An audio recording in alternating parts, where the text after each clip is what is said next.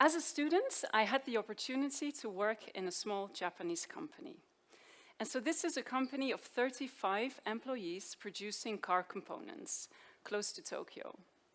And when I worked there, I had the opportunity to meet many workers, eat lunch with them together. I traveled on the same train as most people working in that factory, and we shared many nice conversations during our coffee breaks. I also met the owner of the company and founder, who had started with a very small bike repair shed, and from that experience that he had, moved into car repair and then set up his own factory making car components. His 3 sons run this factory now, and the founder is very proud of them. So when I think about automotive supply chain, what I think about is cramps in my legs because my workstation was way too small for me. I think about my co-workers with whom I had a nice time, but who also worked very hard and shared with me some of the difficulties they had making ends meet, and also the hardship they faced in the insecurity in their jobs. Later, I was lucky to visit many continents, many different car component factories. And there I met people who had even a harder time making ends meet. I met people whose ability to pay for their children's school books depended on the efficiency of the machine they were operating, because the efficiency of that machine directly fed into their salary. So it was very sharply impacted by the decisions that car makers make about their supply chain, how these people could live their life. Now, that's my image of a supply chain. If you ask a big corporation, what does your supply chain look like? They come up with a picture like this. We have the world, there's no borders, which is good but not true. We see trains, we see boats, we see factories, and we see trucks, but we don't see any people, and we don't see the planet that's infected by this. We also see very strange random lines connecting these trucks driven by nobody, and these factories don't even have a chimney. We don't see any CO2 emission. And you may wonder, is this a problem? If the image I have of my supply chain looks like this, a sanitized, almost cute picture of the world. And I think all of you who bought a ticket for this event know that yes, it is a problem if we think like this. Because the truth is quite differently. Most global companies will have modern slavery in their supply chains. And if you look at the environmental impact of companies, 90% resides in their supply chain.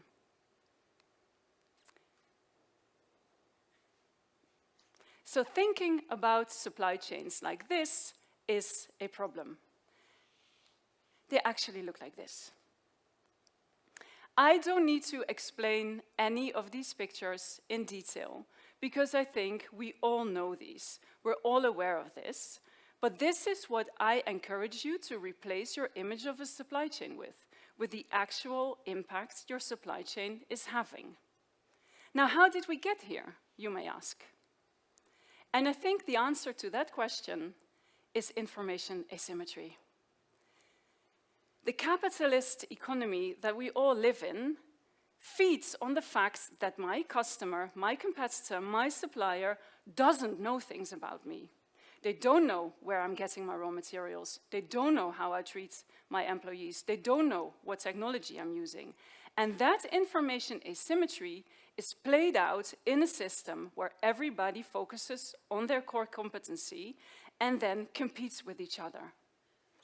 Now, if we go back a couple of 100 years and we think about buying a new top, what did that look like? You would probably walk down the road in your village, or maybe the next biggest village. You would meet the tailor that would be making your top. You would see the material right there in their store. You may even see a loom with a person weaving material. If you looked very closely, you even may see some sheep in the back of this store. and you have all of your supply chain there. The visibility is 100%. What you also probably know, approximately, is the life this person is living, because it's probably pretty similar to yours. So your transparency here into your supply chain is 100%, close to 100%. Now fast forward to now. If I go buy a top, who do I see? Maybe I see one person at the cash register. They didn't make that top. They also don't know where it came from. They didn't do any of the shipping. They hardly touched the material hanging there that you are buying. They're just taking your purchase and wrap it up for you, and you go. If you take the time to turn your item around, read the label, you may find out where that top was made. If you don't bother to look, you don't even know, and you just walk out. Even less transparent is a situation where you buy online. You don't even know which country the components or the products or the top that you buy was made. You have no visibility whatsoever until the box arrives at your doorstep. And for us to think that the supply chain is an abstract, clean, non-polluting system actually is not only useful and beneficial to corporations who want to hide some of the other pictures I showed, it's also not so easy for them. I think all of us experienced personally some disruptions during COVID where not everything you needed was available. So it's not even that all big organizations know exactly what their supply chain looks like and they're not telling us. They don't know either. The interesting thing we learned in COVID was that even that $1 little thing that has no technological advancements whatsoever can disrupt an entire chain. The transparency isn't hidden in the supply chain, it's simply absent. Due to this approach that we have of focusing on our core competencies, sharing as little as we can, and then make money on that. Now, how do we move away from that? I think we all need to minimize the distance between us and our supply chains to maximize welfare. And some production we can bring back into our village. We can bring back into Rotterdam or wherever we live. Some of them clearly we can't. But I also mean the emotional distance. If I think about my supply chain as a random line floating above the surface of the earth between a truck and a boat that has no people inside, then I feel quite comfortable. I'm comfortably irresponsible. I'm not being faced with this actual situation. So what I would like to encourage you to do is to see your purchase as a vote. It's not just a purchase, you're voting for a certain system. And how do you vote? You vote when you know things. So what I would like you to think about is you go to the supermarket and you're buying either bananas or chicken. And if you go currently, you see two quite similar packages. There may be some little trademark there that you can get some information, but they look quite similar. Just one is more expensive, the biological option, one is cheaper. Now what if you had a picture there? One has a picture of 20 chickens per square meter, and one has a picture that has 1 chicken per square meter. I'm not telling you what to choose, but I'm encouraging you to go and ask about that supply chain and say, what does this look like? I need some information here.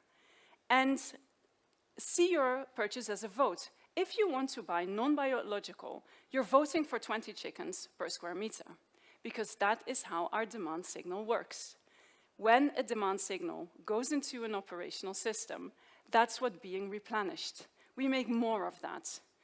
If you imagine a situation where a fashion outlet here in Rotterdam city center, after 1 week, they have a team meeting and they're asking their sales force, so what's the news, on the floor? And then everybody says, hey, I actually had a whole bunch of people asking me what my supply chain looks like. I wasn't able to provide that information because I don't know, and they walked away. You will not know how quickly that information reaches headquarters. It reaches it much faster than an NGO approaching them from the outside. If you approach this organization from the inside by turning your back on a supply chain that cannot provide transparency, that's when things start to change. If nobody buys that banana where we have no idea where it came from, how much forest was burned down for it, we stop building it. We stop doing it like that. Now, so that's two actions you can take. You start talking to your provider. If they provide information that doesn't satisfy you, turn your back to them. But I also think we need to trust our local providers. Maybe they're a little bit slow, maybe they're a little bit more expensive, but you have to give them a break. They cannot compete with these large organizations on speed and cost that has been driving the systems until now. So go out, ask questions, make your own moral judgment based on that, and give trust to a provider where you see the transparency you want. We're lucky in 2021 because we also have technology. No longer do we need to write letters or pick up the phone. We don't need miles and miles of copper wiring to manage a production setting. We have simple sensors, pretty broad usage of the internet. We have cheap, small, powerful cameras. We can look into our supply chains. It's not impossible. You can demand this from your provider. The supply chain analytics industry is a multi-billion industry, and companies are investing to avoid a big disruption like COVID. But I think they should be investing more, because you are all going to ask them, what does this supply chain look like?